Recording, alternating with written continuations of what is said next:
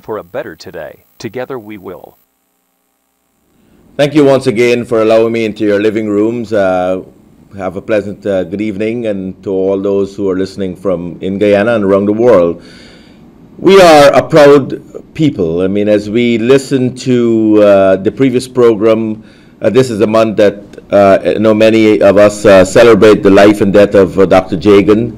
I remember growing up, two individuals, two top people in our country, President Forbes Burnham and later President Dr. Chetty Jagan, that had an impact on my life. I grew up under, as a young child under President Burnham, and one of the things that I remember as a child growing up was the sense of duty, the pride, the nationalism in our country, the raising of the Guyana national flag. When you held that flag, you sing the national anthem, or you said the pledge, it was a tingle. You had that sense of duty and pride in our country, under President Burnham. Many may have different views of his policies and whether they dislike or like it. I mean, those are not things that I remember in terms of political side of it.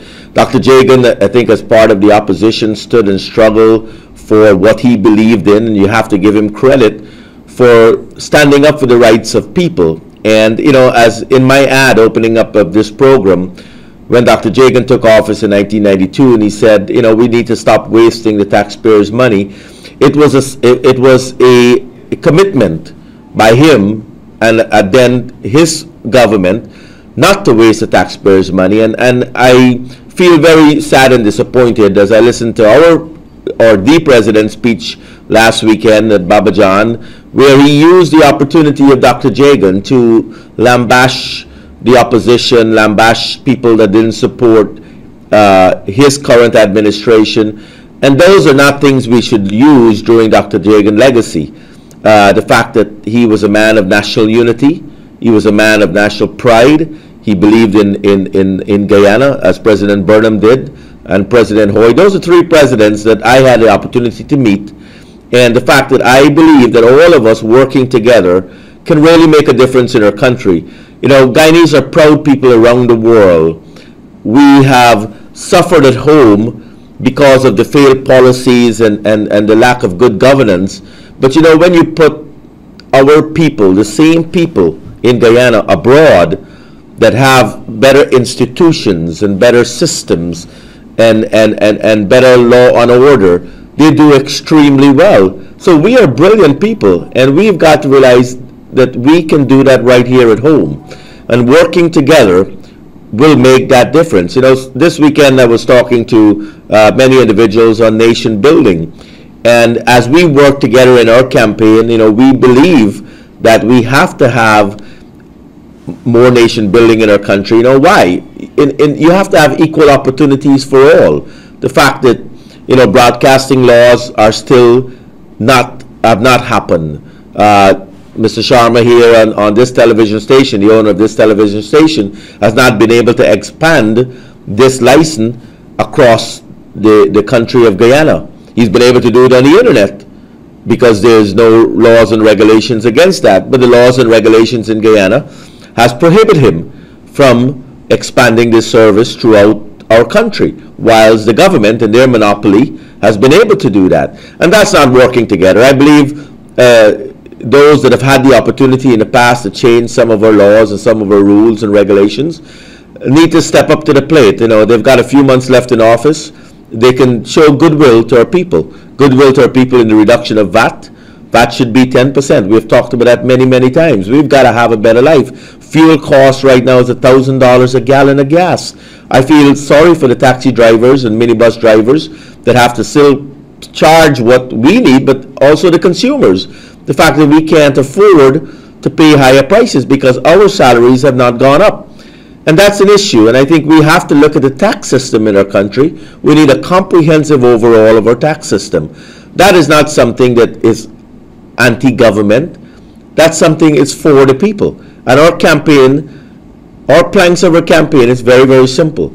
Let's focus on nation building, better health care, modernization, equal opportunity for all, put the environment and systems in place that will allow us that have stayed here at home or living at home now to succeed like our brothers and sisters abroad that succeed very well in other parts of the world. Those are the issues. We want a reduction in VAT.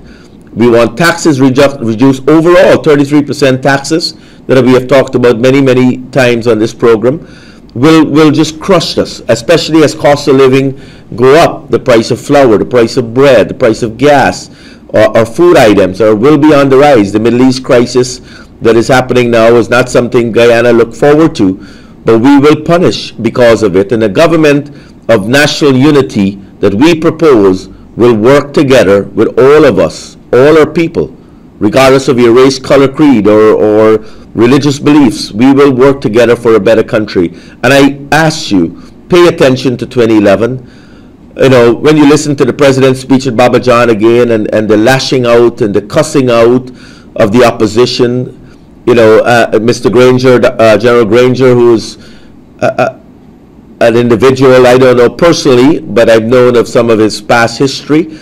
You know, when you accuse a man of blood on his hands without evidence, when we have the evidence to show 400 of our citizens were killed between 2002 and 2006, many Afro-Guyanese, many policemen, many people, yet we can accuse somebody in 1974 of blood on their hands and not pay attention to those that have blood on their hands today. You know, the president also made a very depressing remark, something uncalled for in our country, a country that we love, and our people, when he said to the police to shoot, to kill.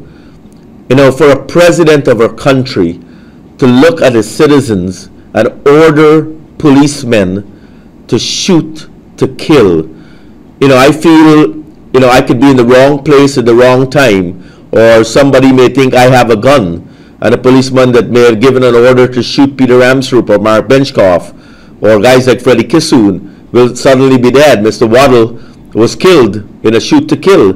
We don't believe that should be a president's decision. The police ought to be an independent body working with the population for a better country. Their job is to protect and serve our people.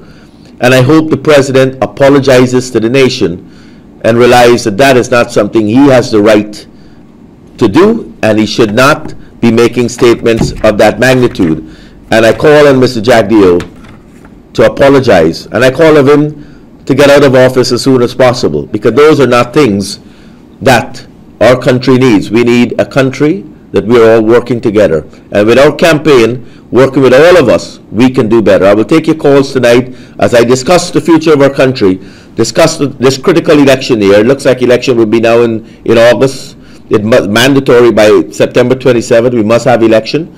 We believe that you're going to find the bickering taking place. You know, the president already started bashing the opposition for 28 years and blood killings and all of that. When we don't need to look that far back. We just need to look at today. Cost of living is going up. Fuel prices is up. What are we going to do today to make our country better tomorrow? You know, I used to use a statement, let's take our country back and do something with it. You know, I realize now we can't take our country back. We got to take our country forward. The fact is, from today on, we should be looking at what are the opportunities and what are the solutions to make our nation a better place. Not what happened 28 years ago, not even what happened 10 years ago. We all have the records. We all know it. We all know what happened in the last 5 years. We have seen the president remark of shoot to kill. We have seen many of our citizens die. Some may have died accidentally. Some may have died because they were going to fire first. And I believe the police must protect themselves. But the fact is, we must bring people to justice.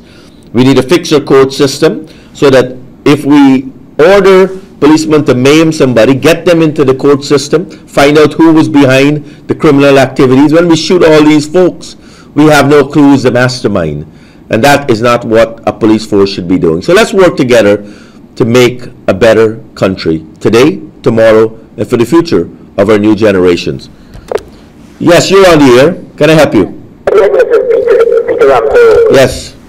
Could you turn your volume down a little, please? Yeah, you were talking about just now about real price planners, right? Yes. And we were talking, the present government is things like when the opposition was in government, what they used to do. Yes. But then flour was the ban, but then check where US was at the same time. And when you look and see that as people that used to buy the flour black market, you could afford it to buy a black market. Yes. And you look and see where you have the flour and look at the price that you have to buy flour for, and then they're telling you that they have your best interest at heart. You understand what I'm saying? Yes, yes, and you make a good point. Inflation has gone up, many from over the 20, 30 years that they're going back. The fact our salaries, in terms of current rate, have not increased. So your 1992 salary is probably worth 10% today. Good. So your purchasing power is not there to do the things we need to do with our current income that we make on the average citizen.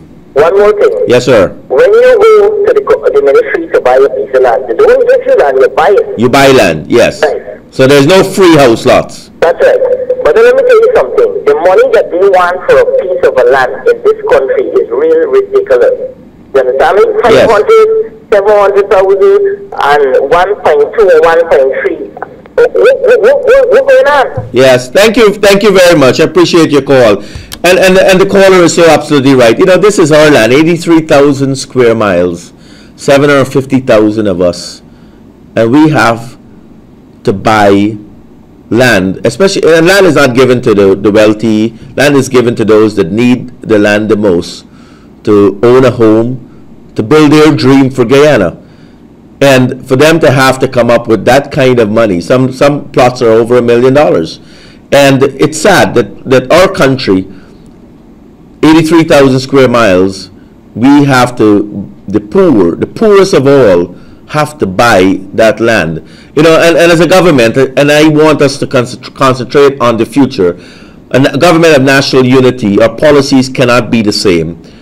We have to look at what has happened in the past, learn from it, but going forward, for Guyana to do better, as I said earlier in the program, when you have systems and institutions and the right rules and laws and regulation and the right investment code, people do much better. When that same Guyanese, any one of us, land abroad, we have that opportunity to do very well. Let's do that right here in our country, and it requires us focusing on the right things for our country, not bickering, not lambashing each other, not about 28 years, Mr. President, not about shoot to kill.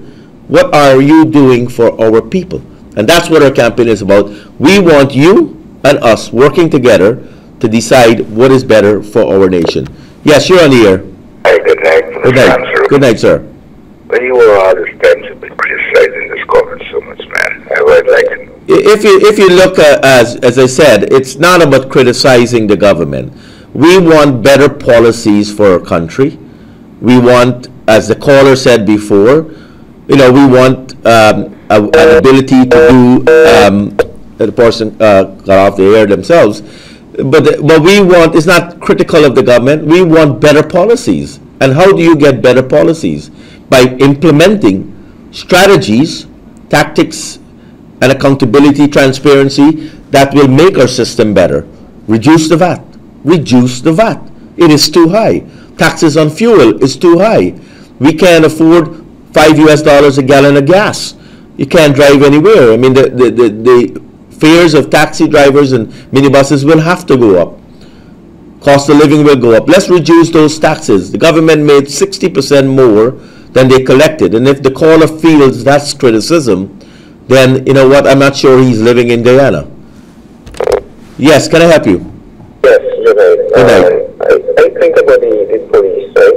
Uh-huh. The commissioner of police, they had a incident in the country news where they had the inappropriate action with the sergeant and stuff. I think they're talking about inappropriate action. I think the commissioner is inappropriate to be one to put it down there. Yes. Because if the commissioner of police talking about inappropriate action, he should check himself first before he talk about inappropriate action. Yes. And they don't pay the police right is number one. Yeah, I agree. That's a good point. I want to just reiterate. When we pay policemen who is there to serve and protect us, the lowest salary in our country, what do you allow? You breed corruption. Those are things got to change. We've got to pay a police better. I was a police, Uh-huh. and I leave the job because they're not paying me right. right? I don't want to go into the corruption. Yes. I just choose to leave. And the letter that they give me, the letter that they give me, that I was useful. I'm no uselessness. Right? Yes, but your point well taken. Thank you. I'll take a next call here. But the point well taken, the fact that you know, if you're a policeman, you're making a low salary, how are you going to be able to take care of your family? And how are you going to protect my family?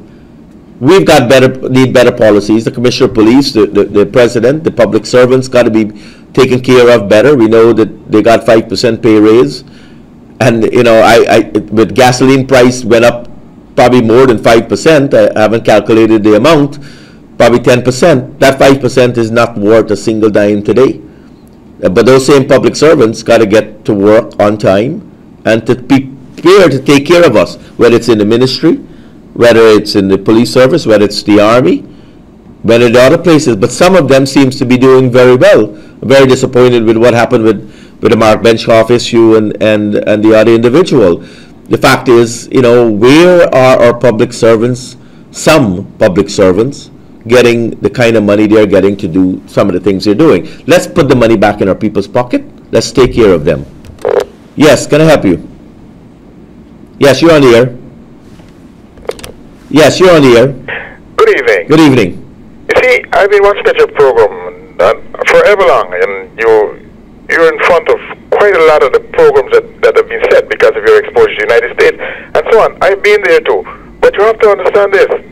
A lot of people have been exposed to the United States and so on just as a holiday. Yes. But they do not come back and apply what they see here. They're so stuck in the vortex of Guyana, either through culture or through race, that they figure that anything you say, and I'm careful about saying you, because quite a lot of the people that criticize you don't even want to hear what you're saying. They figure that you should not, because of your race, should not criticize this government at all. They figure that you're either Janjat or Nemakaran because you're saying what is right.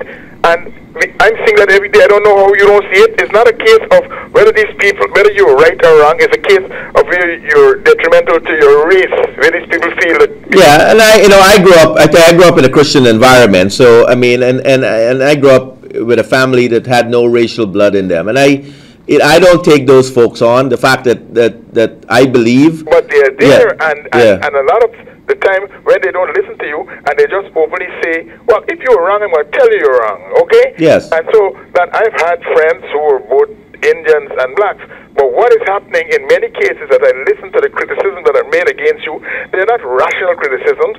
And what's happening is that quite a lot of these people, they get exposure, they see good roads, they see good waterways, they see good transportation, they see good everything. It's not that they don't see it. Yeah. When you talk about it, it's wrong for you to talk about it because you should not talk about it. It's wrong for you to talk about it. Well, the president travels around the world. He has been probably the most traveled president in the same thing I'm talking about. And he should come back and really want to do those same things for our country. No, but he's doing those things simply because he's going to be supported by the very people who are the people who go and see it and don't want to talk about it. Yeah, but the roads are breaking up. I mean, the election year gimmicks is not. I think we're past. One of the things I'm proud of. How can you spend $5 million on computers and the schools breaking down? Yes, I know. I wanted $5 million on Eugene getting extra money for the technology department or for expansion and so on. And they had to close because they didn't have any water. That's right. Yeah. When these things happen, it is because people who are stuck in a vortex, either racial, cultural, religious, or what, they're stuck in that vortex and they feel that anybody else, regardless of what, should not criticize the government because they are body and whatever to the government, and they won't change. So it's not a rational thing. Yes, yeah. And but what do you think we should be doing then? Knowing the fact that sometimes that could be the issue. But you see, do you think our new generation will look at it differently? No. You see, if people are not exposed, yes. If we just stay and, for instance, if there's no things like in the United States, in England, there are clubs and so on during school break that everybody go to and so on. In this country, you have no extramural situation where people youngsters, Indians, blacks, and so on, can meet together and exchange views, exchange whatever. Yes. We've thrown away national. Yes. The national programs have gone. We don't have major school competitions anymore. We don't have inter-sport activities that we used to have as when I grew up. Not even sports. there was a time when a cricket team from this village and a cricket team from that village, and we would appreciate each other. So you don't have even that. So it seems to me that a lot of systems are in place and remain in place simply because people don't want this kind of mixing at all. Because if this mixing comes about, then people are going to start realizing, hey. Well, thank you very much, sir. Appreciate it. And we, listening to the caller, I think he was very articulate in his analysis of our country. But it's a challenge. If we all listen to that now, make it a challenge. That we cannot fall into that trap consistently. We, as you look at your children tonight, as you go to bed, you put them to sleep. Guyana must do better. We must do better. We cannot, it's not complaining, it's not anti-government. The fact is, when you look at, as one caller said, you've got to pay all that money for a house lot. You've got to pay increased transportation costs and costs of bread and flour. That's not anti-government. That's the issues we face today. And those are the things that must be fixed. And a government is put there to serve the people. Not tell us, not shoot us, not order that. It's there to serve the people. The end of the day, let's make sure whatever we do this year, election year, you put people, qualified, competent people, and a team that folks that believe in our nation, that doesn't need anything from the system, that will put working with you to make our lives a better place. Yes, you're on the air. Good night, Mr. Ramsaroop. Good night. You were speaking just now for you on a statement that the president made at Babujan Square. Now, this man, Bishop Edgell, said that he's monitoring this racial discrimination, etc. Yes. Where is Bishop Edgell on that? Well, the ERC, I can tell you, is not a constitutional body. It's an illegal body at this point. The fact is, it's shown that it is not an independent body. And you're right. If I make a statement on this television, I know they're monitoring. They did send me a letter to tell me they're monitoring my television program. And if I only make one comment, you're going to see that in front page newspaper tomorrow. Yes. Let me get three quick quickly. Yes. Two quick things. One, he spoke about on the news tonight that in the PNC time, 28 years when Benz was in power, people used to come and check your parts for see what thing you're cooking, for lock your etc. Now, Mr. Ramsaroop, you could remember in those times, but this we benefit off of that. That is how the trading start. Yes.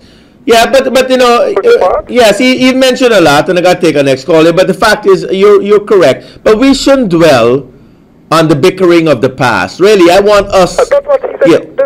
That's why you start by asking you, where is Bishop Edgell? Yes, we don't need to go back on the past. There's many things in the past that are factual that if we can put together a truth commission maybe in the future and just fix it once for all. But at the end of the day, we've got to take care of what is today and what is for tomorrow. Last but not least. Yes, and and that's was. I know you're sad and I'm sad that the opportunity of Dr. Jagan's death, to take an opportunity like that. Yes, to lambash. Yeah, no, it's to move forward. And what I realize and what all of us realize is the administration, the PP has done the best they can do. Their time is up. The fact that they have no new ideas. They've got some good people in the party. That's okay. But overall, as an administration, as a body, they have run out of ideas on what to do for a country. And President Gorbachev, the former president of the Soviet Union that collapsed, a man that would have been in power forever. You know what he said the other day? He said, no country, no government should allow one party to rule for more than two terms. And for Mr. Gorbachev, the Nobel Peace Prize to say that, I think is profound. I'll take one last call as we get to the close of our program. Yes, you're on the air. Hi, good night. Good night. I'm just calling to make a complaint. Until now, these public assistance people can't get their money, and this is the third month of the year. Okay. And last Friday they had a meeting at Stewartville. And when we turned up at the meeting, the person who was to hold the meeting gave us a number to call, and until now we can't hear anything. Okay, well, I'm glad you mentioned that on the air. The fact is, those who need it the most need to be taken care of. But we need to create opportunities for new jobs, new environments where public assistance may not be needed, that folks can get decent jobs, decent wages to better their family and better their life. Yes, you're on the air. Hello? Hi, good afternoon, Mr. Good night. Good night. How are you doing, sir? Good, very good. Quickly, we're about a minute out. But I want you to answer me some questions. Yes, but quick, one question. Yeah. Only one? Only one question. Yeah. Everything going up.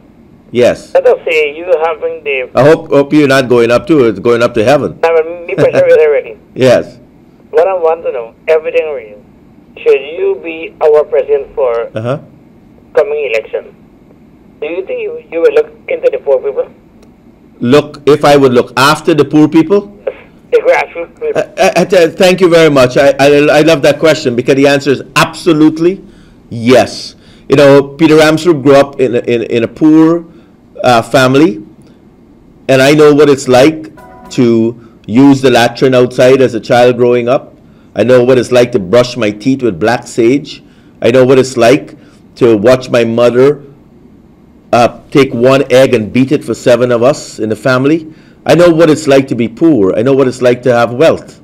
The fact is, I would love to see my family, my relatives, our friends, the entire Guyana get out of poverty and to have those opportunities that I was able to have as I became older, and the exposure somebody mentioned abroad, to be able to do those things. I challenge myself and I challenge our team that if and when we get an opportunity to serve Guyana in that capacity, that our number one focus must be to make our nation a developed nation. And to make our nation a developed nation and nation building, you've got to modernize, you've got to create the incentives for job opportunities, for investment, for foreign direct investment to come in, for local investors to do well, for people to do better. Reduction in VAT, reduction in our taxes, creating new opportunities,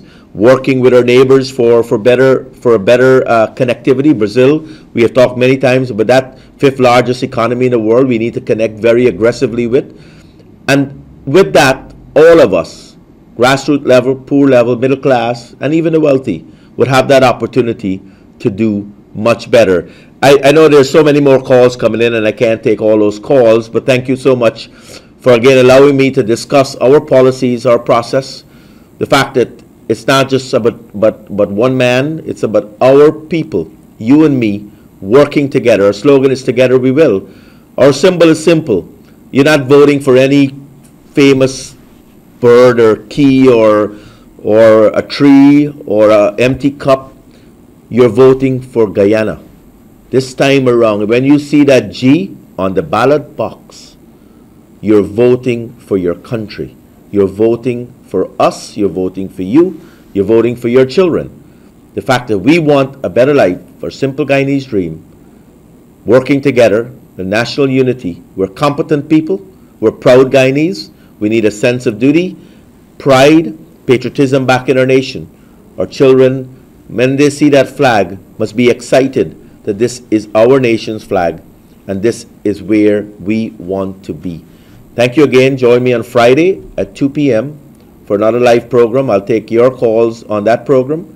God bless you, and God bless this beautiful land of Guyana. I love it.